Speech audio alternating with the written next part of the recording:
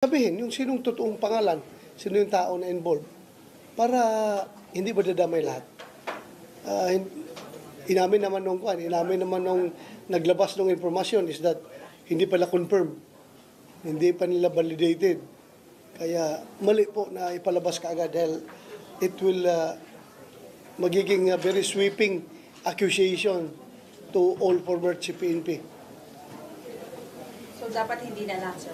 Dapat hindi nilabas kung hindi pa confirm. Hindi na validate. May, kapalpakan yung ginawa niya. Kahit na sinabi Well, ng hindi ba? in a sense, dapat hindi talaga ginawa yon.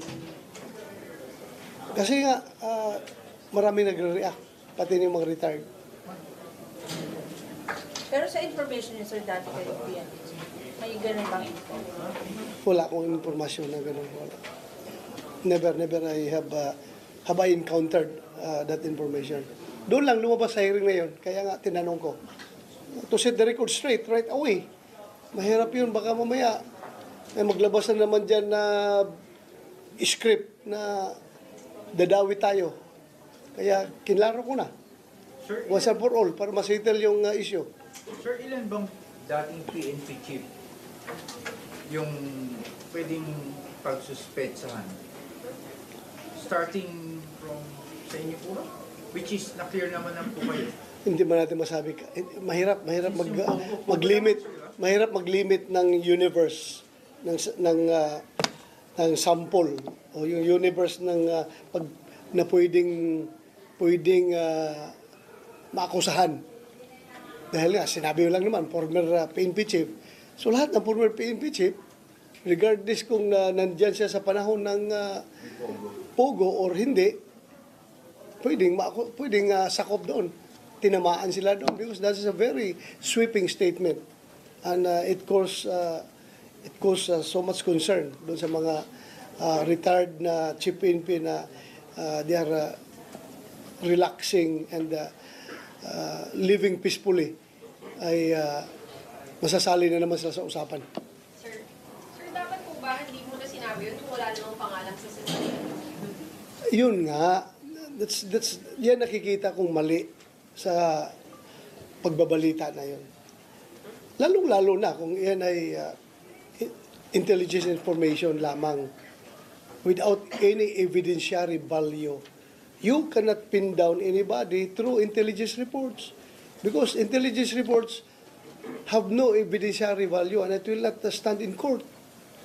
So dapat, bago nila nilabas yun, kinonfirm muna, binalidate ng husto, at once validated, dapat alamin kung sino talaga yun at isabi yung pangalan.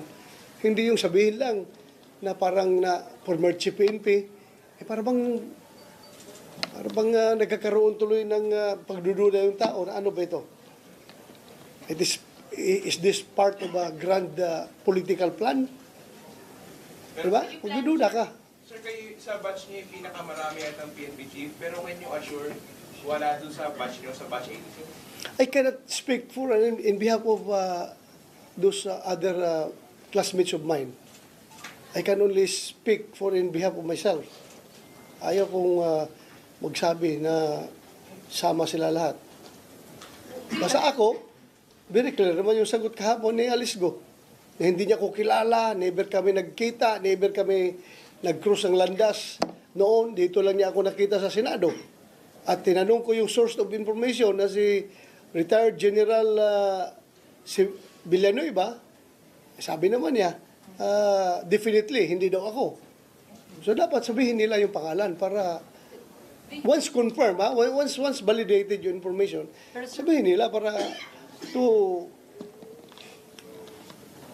spare other former chief PNP from this issue. Do you plan to talk to yung Villanueva so that he could tell Next hearing. names? Next hearing.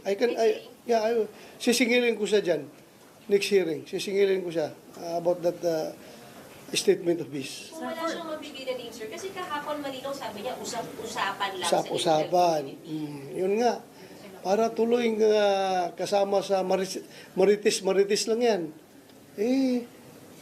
He was a former ISAP I don't know kung siya ba yung naging chief ng ISAP. Or ano ba assignment niya? Basta sabi nila, formerly with ISAP daw. Ganun na palang produkto ng ISAP. Mag-release ng impormasyon na hindi validated. Pero sir, first time niyo ba na narinig yun? Kasi di ba nag-imbestiga rin kayo nun sa Pogo? First time niyo narinig na may former PNP chief na nasa payola ng Pogo? First time, ngayon lang. Nagulat na ako. Bakit meron ganong istorya? Pero possible sir yun, considering na ang laki ng pera ng mga nasa Pogo operation. Posibleng mangyari dahil nga daming pera na pugo, di ba? Posibleng mangyari. Anything can happen. If they can bribe people, then they can do it.